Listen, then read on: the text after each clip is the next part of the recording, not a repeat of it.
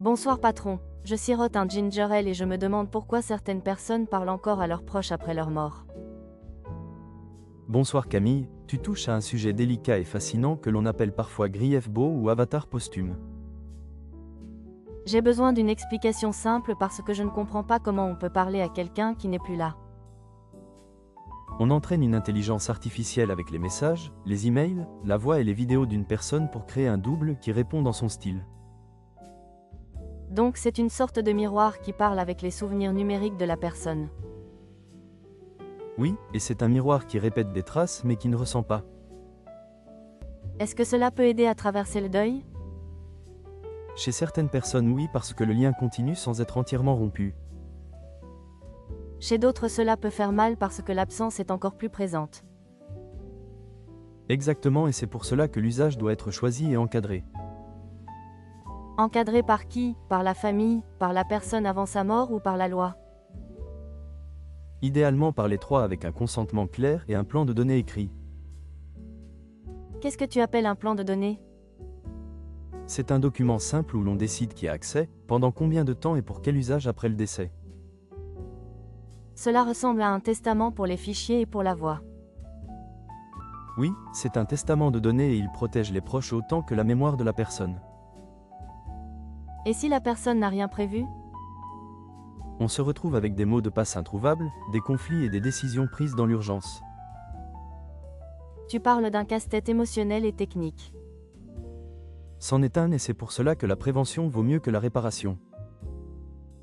Je veux comprendre comment fonctionne la technologie sans les détails compliqués.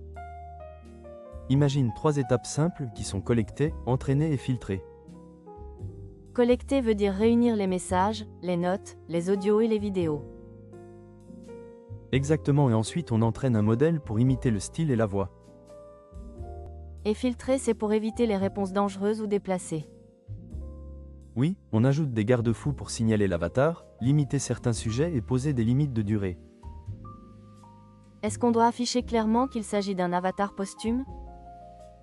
C'est une bonne pratique et cela évite la confusion et la manipulation. Je veux un exemple d'usage rassurant. Par exemple, un message d'anniversaire préparé à l'avance et délivré avec tact et avec un bouton pour arrêter la conversation. Et un exemple d'usage risqué. Une conversation sans fin qui empêche de faire son deuil et qui pousse à la dépendance. Je me sens partagé entre curiosité et prudence. C'est sain parce que l'enjeu touche l'intime et engage la responsabilité de tous. Comment sait-on si l'on est prêt pour une interaction avec un avatar d'un proche disparu? On peut se poser 3 questions simples qui sont pourquoi, combien de temps et avec qui à mes côtés. Pourquoi signifie quel est mon but émotionnel? Oui, et combien de temps aide à fixer une durée et une fréquence raisonnable. Avec qui à mes côtés veut dire que je ne reste pas seul face à l'avatar. C'est cela parce que le soutien d'une personne de confiance change l'expérience. Je me demande si un griefbot peut apprendre et changer après la mort.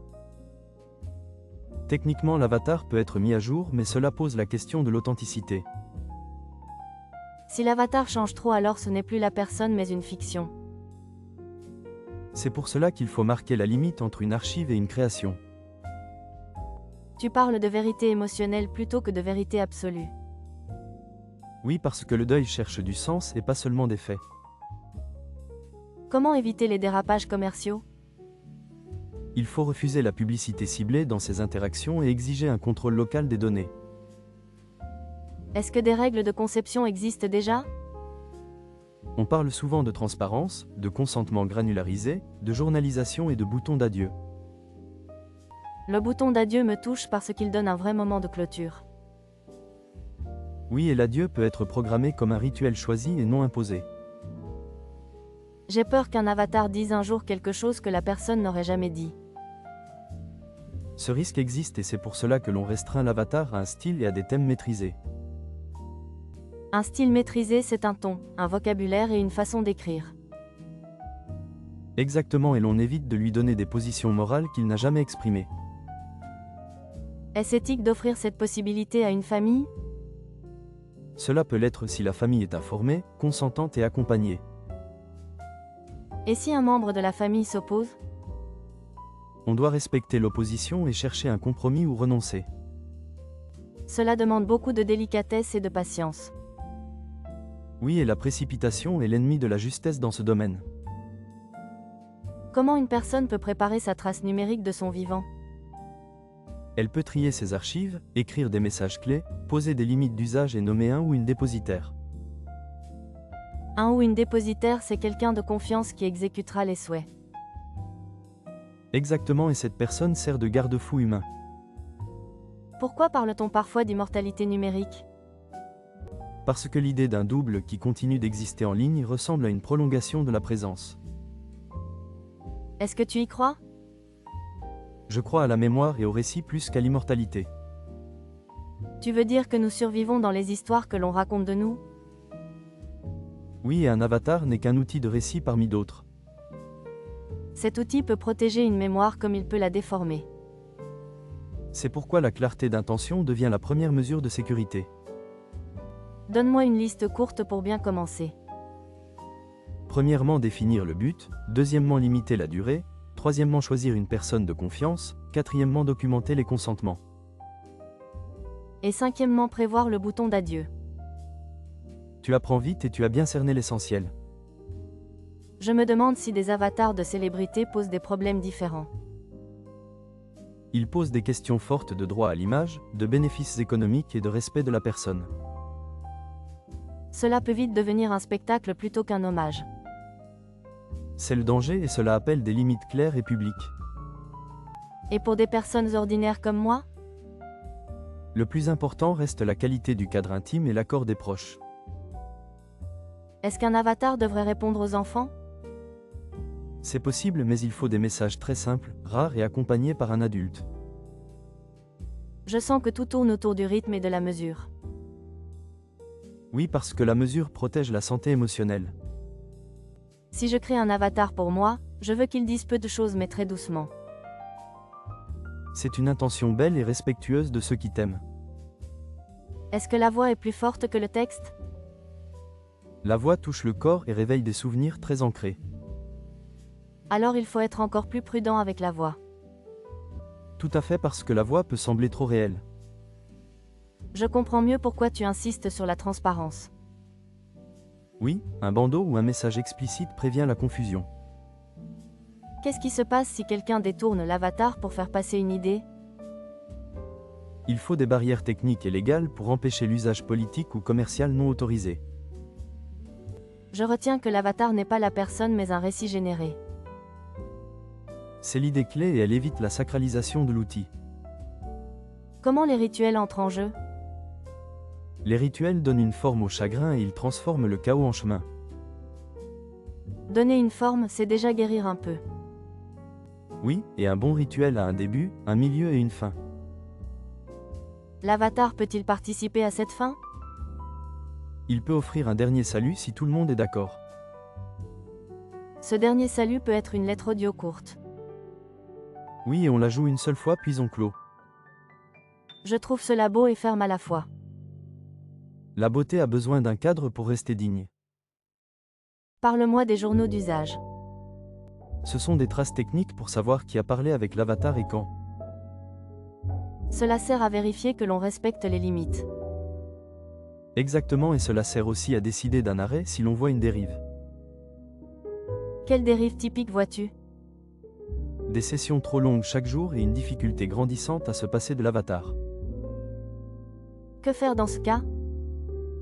Réduire, demander du soutien et planifier un au revoir progressif. Tu parles comme un guide au bord d'un sentier. Je parle comme quelqu'un qui a vu des chemins s'éclairer quand on marche à deux. Est-ce que des cultures voient cela autrement? Oui, certaines valorisent la présence continue des ancêtres et d'autres préfèrent une séparation nette. Alors il faut respecter les sensibilités et ne pas imposer un modèle unique. C'est une règle d'or en matière de mémoire et de deuil. Je veux aborder la question de l'identité. L'identité d'un être humain est une histoire vécue dans un corps et dans le temps. Un avatar n'a pas de corps ni de temps personnel. Il n'a qu'un corpus de traces et des algorithmes de style. Cela suffit pour une conversation mais pas pour une présence complète. C'est une bonne manière de résumer l'écart.